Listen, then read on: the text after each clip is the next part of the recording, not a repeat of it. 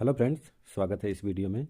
इस वीडियो में हम लोग देखेंगे इतिहास से लिए गए 30 मोस्ट इम्पॉर्टेंट क्वेश्चंस। चलिए शुरुआत करते हैं क्वेश्चन नंबर 1 से।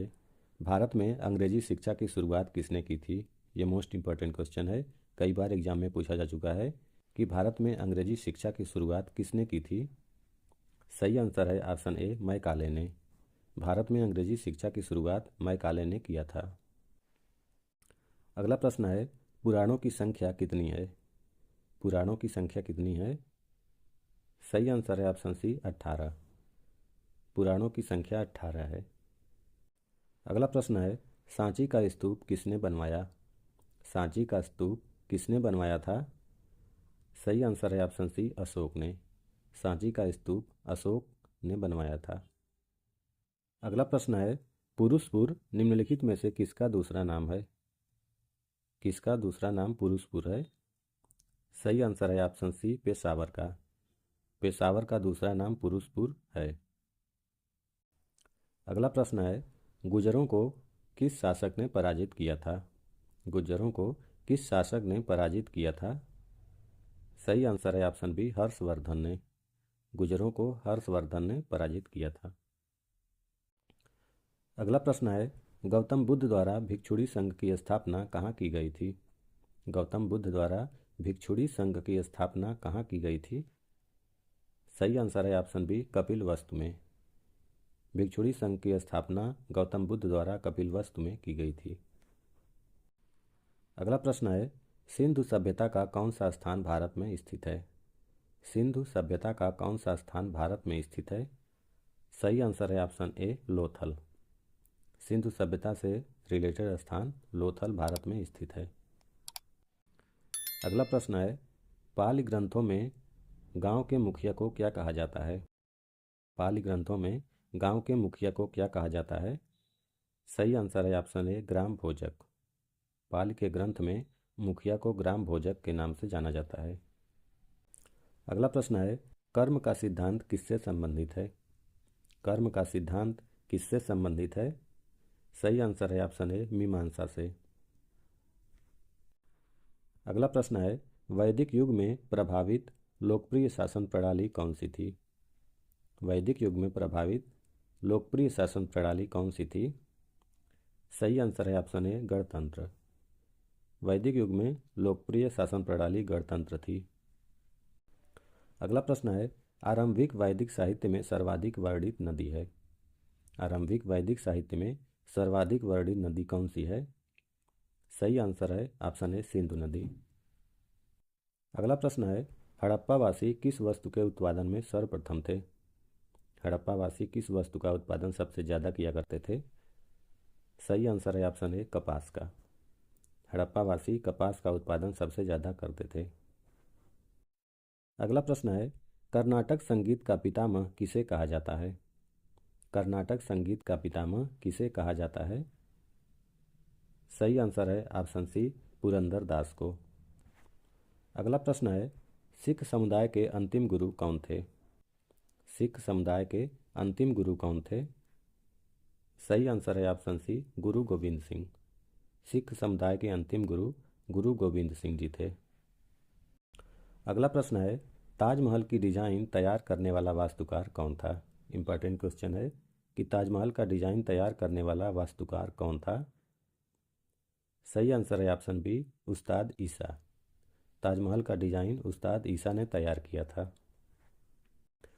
अगला प्रश्न है, भारत में प्रथम मुस्लिम आक्रमणकारी कौन था?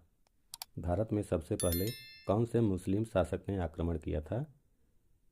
सही आंसर है ऑप्शन सी, महमूद बिन कासिम ने। सबसे पहले भारत में महमूद बिन कासिम ने आक्रमण किया था। अगला प्रश्न है, विख्यात सोमनाथ मंदिर को किसने नष्ट किया? इंपॉर्टेंट क्वेश्चन है कि सोमनाथ मंदिर को किसने नष्ट किया था या किसने लूटा था?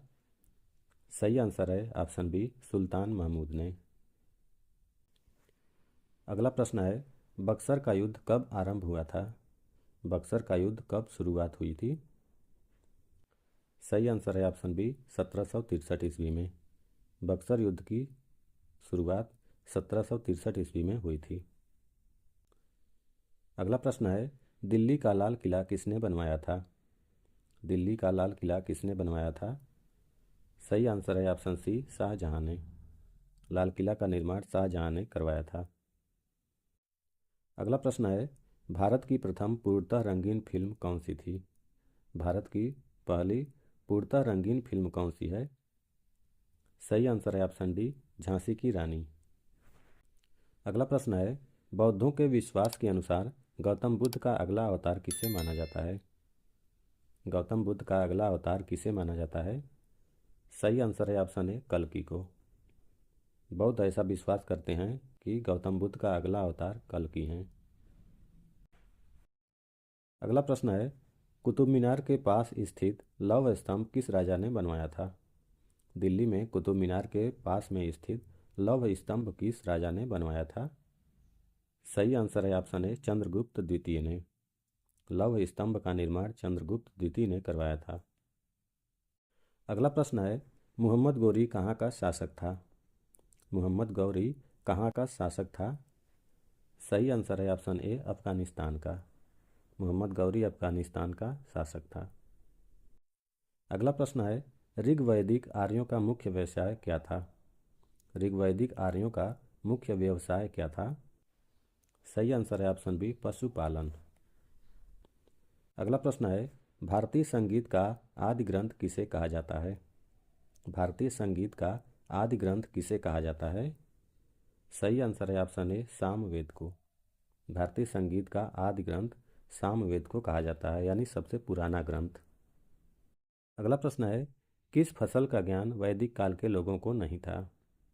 किस फसल का ज्ञान वैदिक काल के लोगों को नहीं था? सही आंसर है ऑप्शन सी, तंबाकू। वैदिक काल के लोग तंबाकू का उत्पादन नहीं करते थे, जबकि चावल और गेहूं का उत्पादन किया करते थे। अगला प्रश्न है, वैदिक गणित का महत्वपूर्ण अंग है? वैदिक गणित का कौन सा महत्वपूर्ण अंग है? सही आंसर है ऑप्शन सी, शुल्ब सूत्र। शुल्ब सूत्र वैदिक गणित का एक महत्वपूर्ण अंग होता है। अगला प्रश्न है, किस वेद में प्राचीन वैदिक युग की संस्कृति के बारे में सूचना दी गई है? किस वेद में प्राचीन वैदिक युग की संस्कृति के बारे में सूचना दी गई है? सही आंसर है ऑप्शन ए, ऋग्वेद में। अगला प्रश्न है, शिवाजी के प्रशासन में पेशवा किसे कहा जाता था? शिवाजी के प्रशासन में पेशवा किसको कहा जाता था? सही आंसर है ऑप्शन सी, मुख्यमंत्री को।